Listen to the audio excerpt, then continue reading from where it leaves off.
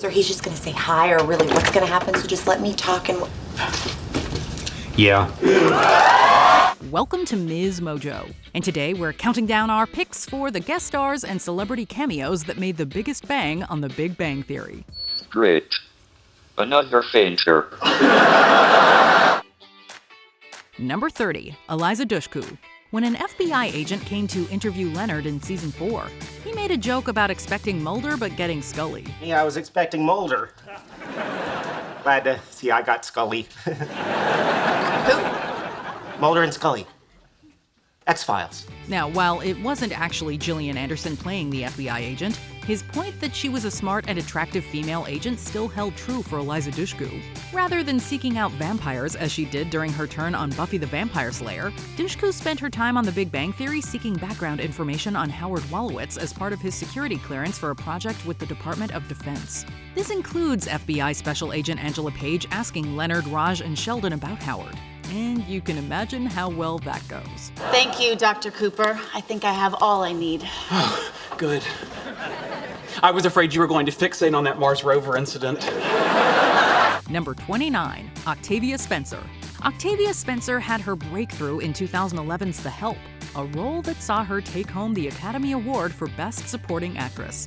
However, 3 years prior to The Help, Spencer had helped Sheldon get his learner's permit. Excuse me, but I have some concerns about these questions. Look at that sign up there. Yes? Does it say, I give a damn? At the Department of Motor Vehicles, Spencer was the lucky employee who had to deal with Sheldon and his questioning of the testing material. And by helped Sheldon get his learner's permit, we are of course referring to her stamping his test in order to just get rid of him. Here's your learner's permit. Go away. But I'm not done. I have many additional concerns about these questions. Don't make me climb over this counter. All right, come on. At least she didn't bake him a pie. Number 28, Rick Fox.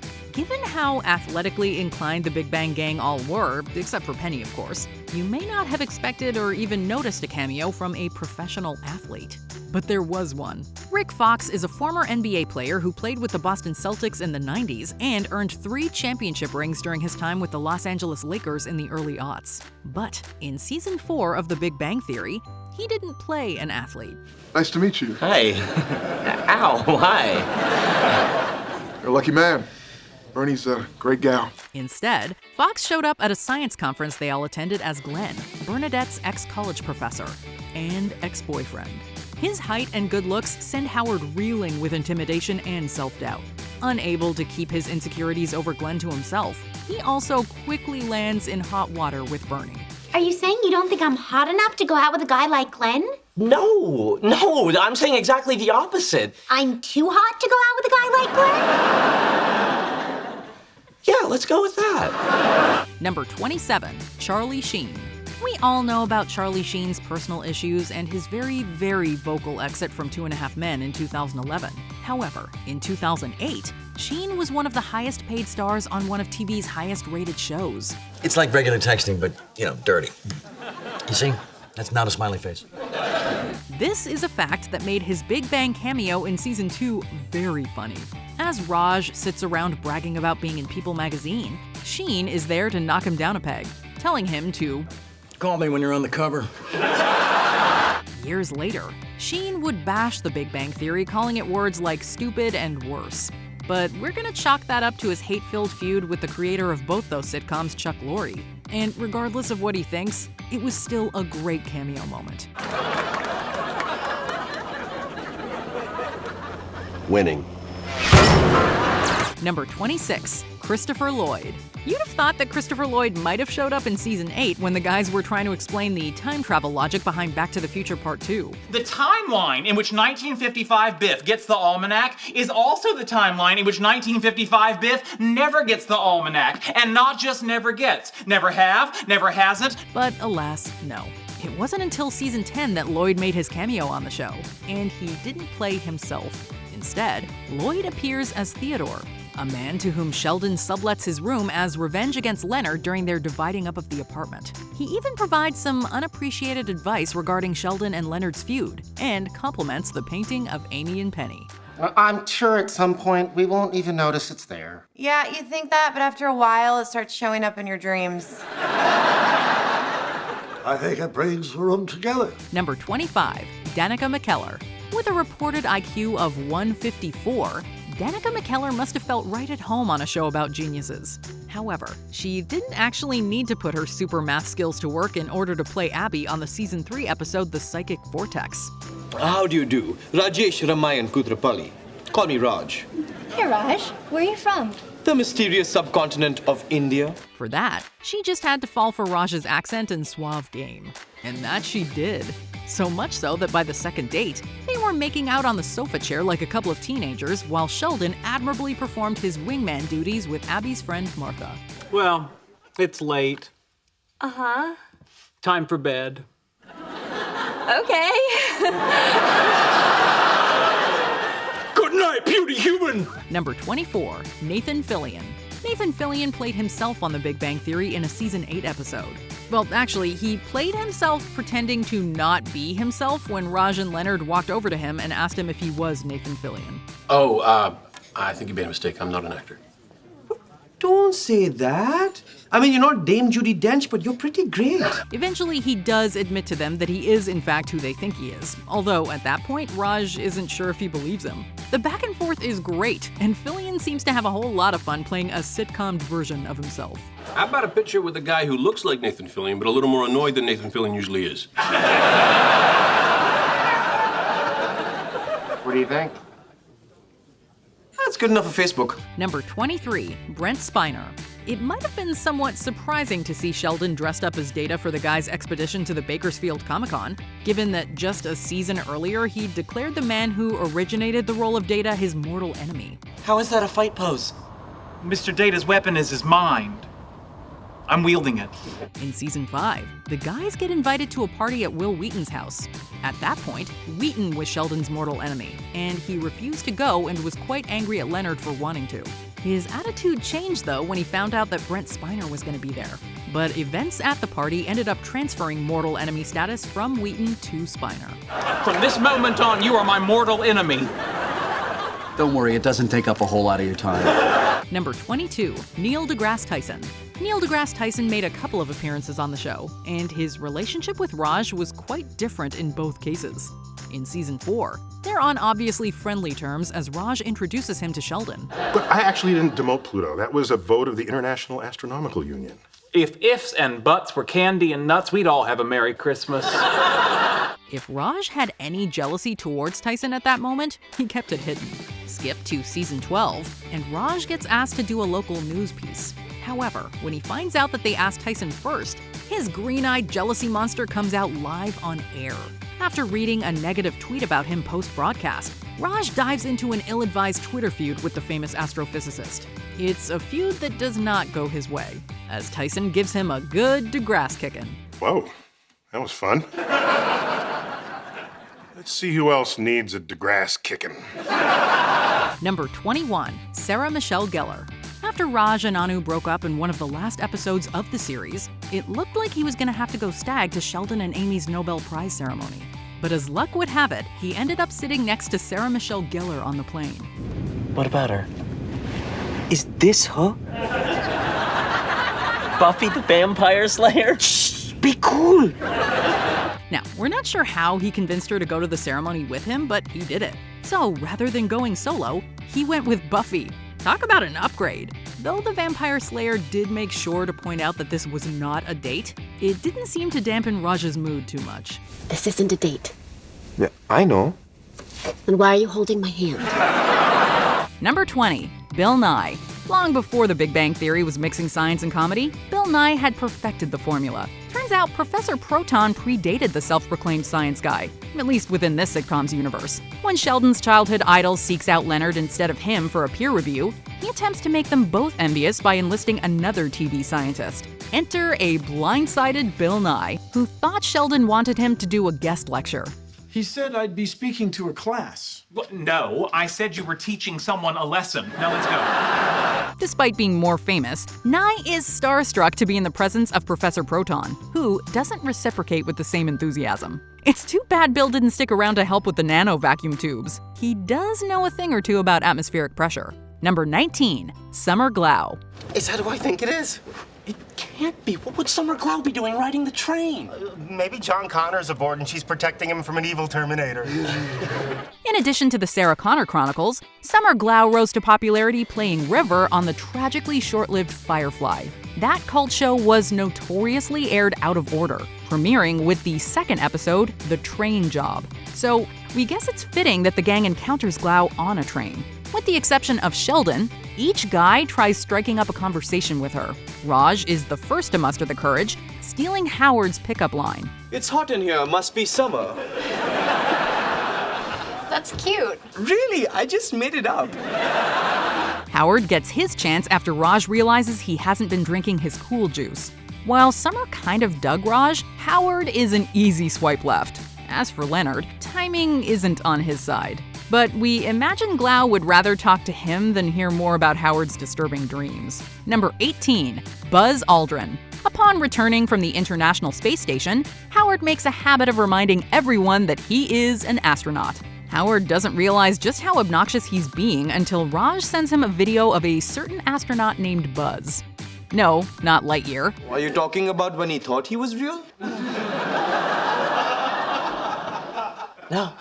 Despite being one of the first individuals to walk on the moon, Aldrin still finds the time to pass out candy on Halloween. Then again, that's probably because Aldrin will take any opportunity to brag about his space exploits. He does so by using conveniently named treats as a segue.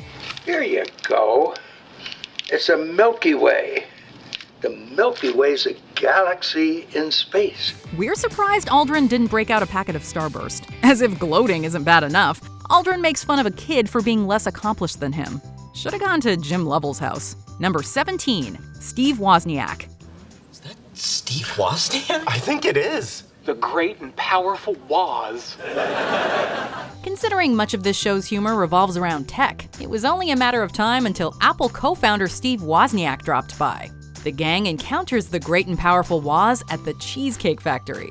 Sheldon, who's decided to live his life through a mobile virtual presence device, can't resist saying hello. You're my 15th favorite technological visionary. Only 15th? Wozniak is impressed with Sheldon's robot and even offers to sign his 1977 Apple II. You know, if you had it here, I'd autograph it for you. Don't move for 15 to 30 minutes, depending on how the buses are running. Sheldon rushes to deliver the computer to his 15th favorite technological visionary, but sadly, trips going down the stairs. I'm coming. The Apple II breaks and Sheldon hurts his ankle. The cameo may have been brief, but it was unexpected, funny, memorable, and an excuse to hear Soft Kitty. Soft kitty, warm kitty, little ball of fur. Closer to the microphone. Number 16, Bob Newhart. Professor Proton, it's an honor to meet you. Just call me Arthur. Despite being a TV legend, Bob Newhart had never won an Emmy until he appeared on The Big Bang Theory. In 2013, he took home a well-deserved Outstanding Guest Actor award for his performance as Arthur Jeffries, also known as Professor Proton. Thank you, Sheldon. That was very nice. Want me to sing it again? No. The former host of a science TV show, Arthur is taken aback when Sheldon and Leonard hire him to perform at their apartment. Although he's reluctant, Arthur evolves into something of a father figure for Sheldon. The character might have passed away towards the end of season 7, but he still occasionally appeared in Sheldon's dreams as a Jedi Master. Oh, this is weird. Most of my robes open in the back. Arthur offers sage-like advice, which is only made funnier by Newhart's trademark deadpan delivery. Where are you going? I don't know, but hopefully somewhere I can wear pants. Number 15, LeVar Burton.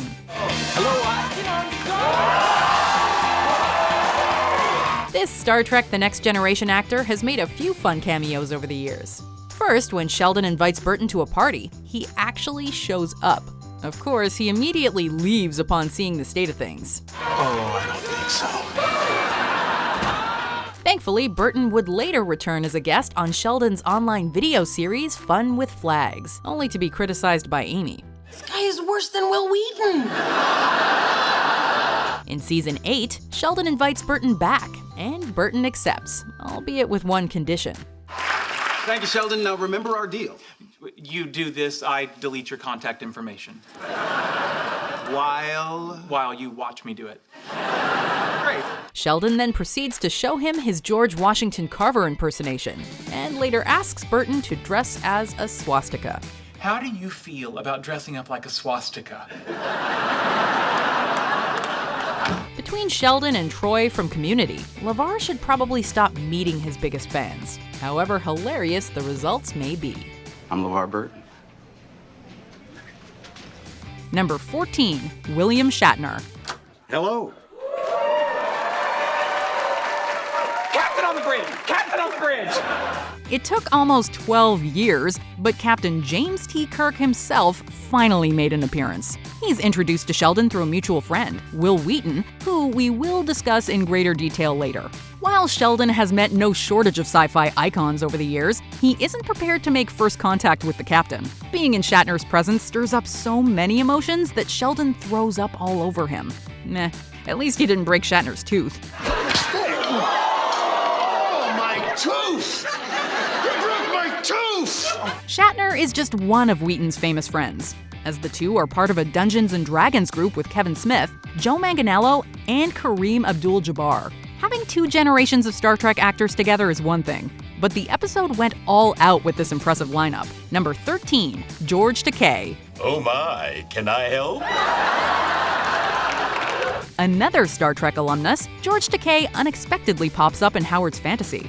Although Howard's sexual orientation is briefly questioned, Takei and Katee Sackhoff help him to realize that it's ex-girlfriend Bernadette he truly harbors feelings for. She's leaving because you really want to be with me. After Howard wins Bernie back, Takei and Sackoff resurface. Sackoff tells Howard to make the move, but Takei advises him to take things slowly. And despite being interested in men, Takei seemingly knows a thing or two about romancing the ladies. A lady wants to be wooed, courted slowly. How would you know? I read. We gotta say that platonically speaking, Takei and Sackoff have some serious chemistry. Any chance of them getting their own spin-off? That's a series sure to have audiences saying, oh my. Told you. Number 12, Billy Bob Thornton. Most of the familiar faces on this list star as themselves. Like Bob Newhart, though, Billy Bob Thornton got to create a wholly original character. Thornton mentioned in an interview that he was a fan of the show, paving the way for a surprise guest spot. Of course, you'd think that a group of fanboys would notice the resemblance between Thornton's character and the NASA guy from Armageddon.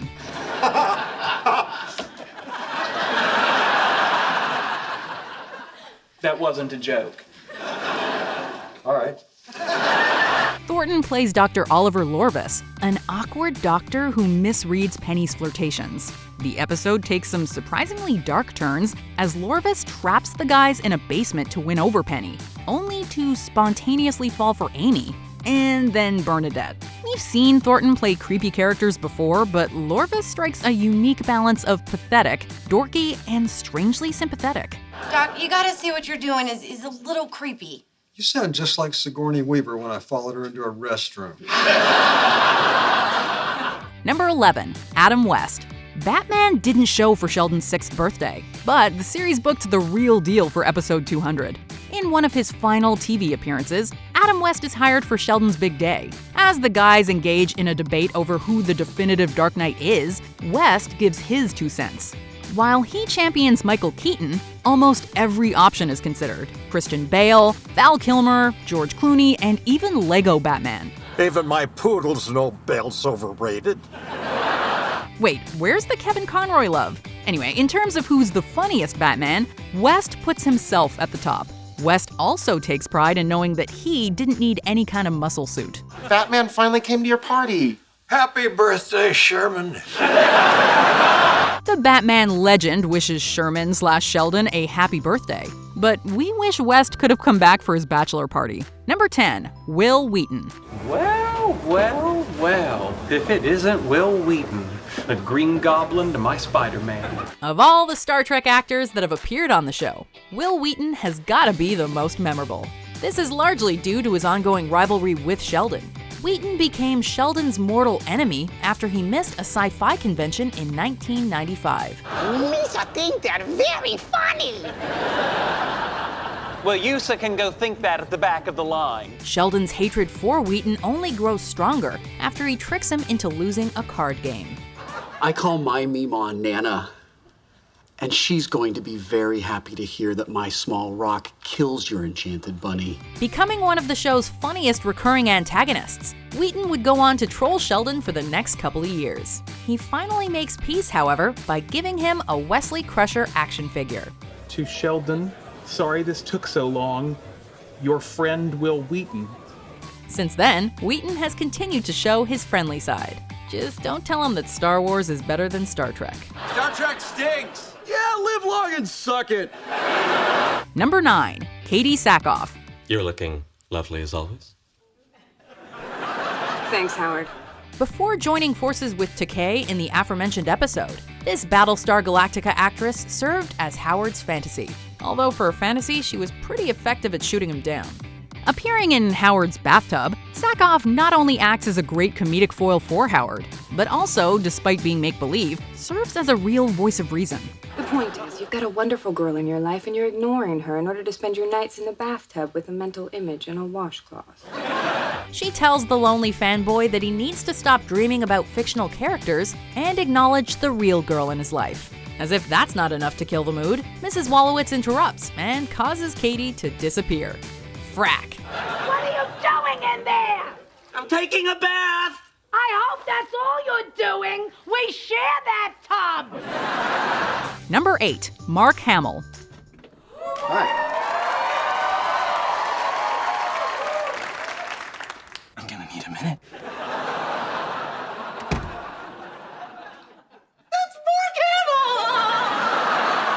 No offense to Will Wheaton, but we can't think of a more legendary sci-fi icon than Mark Hamill to officiate Sheldon and Amy's wedding. After finding Hamill's lost dog, Howard books Luke Skywalker himself. And no, the Star Wars actor sadly does not have a dog named Bark Hamill in real life. Still, it's appropriate that Howard is the common link here, as actor Simon Helberg has known Hamill since age 9. He went to school with his son Nathan Hamill, who designed the awesome t-shirt Mark wears in the episode. What is that symbol anyway? Mickey Mouse with vampire fangs? In any case, the wedding inevitably turns into a Q&A session, but Hamill eventually unites the bride and groom in matrimony. And by the power vested in me, by even you can perform weddings.com, I now pronounce you husband and wife. You may kiss the bride. Number 7, Leonard Nimoy. Ever since season 1, fans have wondered if Leonard Nimoy would beam down for a guest spot. Mr. Spock made his long-awaited appearance during season 5, in toy form. Down here on your desk. Spock? I need to speak with you. While only a voiceover cameo, Nimoy is nonetheless cleverly utilized. Besides, Sheldon couldn't get too close to the real Nimoy due to the restraining order. This is going to look great hanging next to my restraining order from Leonard Nimoy. A Spock action figure serves as both the devil and angel on Sheldon's shoulders, albeit in his dreams. First, Spock tempts Sheldon to play with his transporter toy. After breaking the vintage collectible, Sheldon swaps it with Leonard's. Small Spock isn't done with Sheldon, though, transporting him to planet Vulcan for a lesson in honesty. Although it's unfortunate that Nimoy never appears on screen, seeing Sheldon talk to a toy is arguably funnier. Number 6, Carrie Fisher.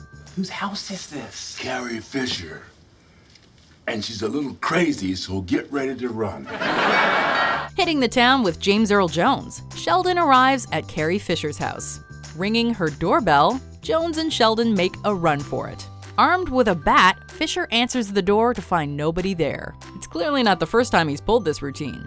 It's not funny anymore, James! Then why am I laughing? Now, the idea of Darth Vader ding-dong ditching Princess Leia is downright hilarious. But what makes this moment especially noteworthy, however, is that Fisher and Jones had astonishingly never met before. While they both had key roles in Star Wars, Fisher performed on a set, while Jones recorded all his lines in a sound booth. Leave it to Sheldon to finally bring two sci-fi legends together. As they were approaching each other, Carrie said, "Dad!" which was hilarious because Darth is her father in Star Wars. Number 5, Bill Gates. In a classic screwball setup, Penny has an opportunity to meet Bill Gates, but can't bring anyone along. After Leonard, Raj, and Howard figure out where Gates is staying, they decide to instigate a chance encounter. This is actually the second time that the teary-eyed Leonard has met the Microsoft co-founder, although it takes Gates a moment to remember him. Oh, now I remember. Would you like a tissue? How about a hug? How about a tissue? Matters get complicated, however, after Penny tells Leonard that he can meet Gates, forcing him to play sick. This ruse blows up in Leonard's face when he winds up on a video call with Penny and Gates. Wait, I know you. No, you don't. Leonard winds up owing apologies to both Penny and Sheldon, having given the latter the wrong address. He also probably owes Bill Gates a new tie. Number 4, Elon Musk. Being an aerospace engineer and a former astronaut, Howard has always looked up to Elon Musk. You gotta be kidding me. Sorry? You're Elon Musk. I am? He likely didn't picture their first meeting in a soup kitchen doing dishes, however. Then again, the SpaceX founder is an eccentric fellow. Volunteering on Thanksgiving, Musk turns out to be a humble person. Although Howard fakes his charitable nature, the two do form a bond over space travel and pumpkin pie that somebody else already nibbled on. Honestly, we could imagine the real Elon Musk doing all of this. We don't know if Elon ever got back to Howard about going to Mars, but he should at least bring Sheldon aboard. He has been stealing notes from young Sheldon's old notebook, after all. Elon, the CNN reporter's here to talk to you. Hang on. Send him in. Number 3, Stan Lee. This is Stan Lee's front door. Anyone who's seen a Marvel movie knows that Stan Lee was no stranger to epic cameos. There's only one word to describe his cameo on The Big Bang Theory, however, and that's Excelsior. To my friend Leonard, from Stan Lee, Excelsior. Sheldon isn't at all pleased when he misses an opportunity to meet Stan the Man. So, with some help from Penny, Sheldon finds Lee's house. Answering the door in a Fantastic Four bathrobe, the comic book legend feels understandably that his personal space has been invaded. And you thought you'd just come over to my house uninvited? You said we were invited. Oh, no, I said I'm inviting you to come with me to Stan Lee's house. Beyond irritated, Lee sarcastically invites them to come inside. And Sheldon, as oblivious to social cues as ever, accepts. Instead of an autograph, he goes home with a restraining order, which is pretty cool too. I saw the inside of his house and got an autographed application for a restraining order. Sweet. Number 2, James Earl Jones. Let me guess. You like Star Wars. On any given occasion, Sheldon Cooper is easily the most unpredictable person in the room. After crossing paths with James Earl Jones, though, Sheldon suddenly becomes the stable man. I have one thing to say to people like you. I like Star Wars too. At first feigning annoyance, Jones quickly takes a liking to Sheldon, bonding over their mutual love of Star Wars. Jones takes Sheldon to a carnival, a karaoke bar, and a spa. And this is the perfect end to a perfect night. Okay. Even Sheldon is mystified by Jones' eccentric behavior, and eventually grows weary of the iconic actor's attention. Before seeing this episode, we never would have pegged Jones as a party animal either. But now we'll never look at Darth Vader the same way again. That's for sure. That was a lot of fun. Before we continue, be sure to subscribe to our channel and ring the bell to get notified about our latest videos. You have the option to be notified for occasional videos or all of them.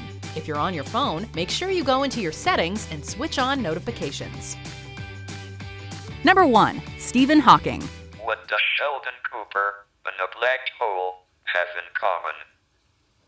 They both suck. It is called The Big Bang Theory after all, so it should come as little surprise that for series co-creator Bill Prady, Stephen Hawking was always a dream guest star. In season 5, however, it became a reality when Sheldon got to meet the world's most famous theoretical physicist. Professor Hawking, it's an honor and a privilege to meet you, sir. I know. While Hawking is happy to meet Sheldon, he does point out an embarrassing error in his thesis. You made an arithmetic mistake on page 2. It was quite a boner. Adopting a hilarious on-screen persona across a few episodes, Hawking proved to be a skilled, albeit kind-hearted troll, feigning having a big ego and mocking Sheldon, but also taking the time to wish him a happy birthday. Turns out he's not only seriously brilliant, but seriously funny too. Happy birthday, dear Sheldon. Professor Hawking, if you just give us 1 second, we'll light the candles and we can all sing together. I was crushing it, but all right. Do you have a favorite Big Bang cameo? Let us know in the comments. You really think it's helpful to change the subject, Wyatt? Just trying to make this a happy trip, dear. Well, quit it! Do you agree with our picks? Check out this other recent clip from MsMojo. And be sure to subscribe and ring the bell to be notified about our latest videos.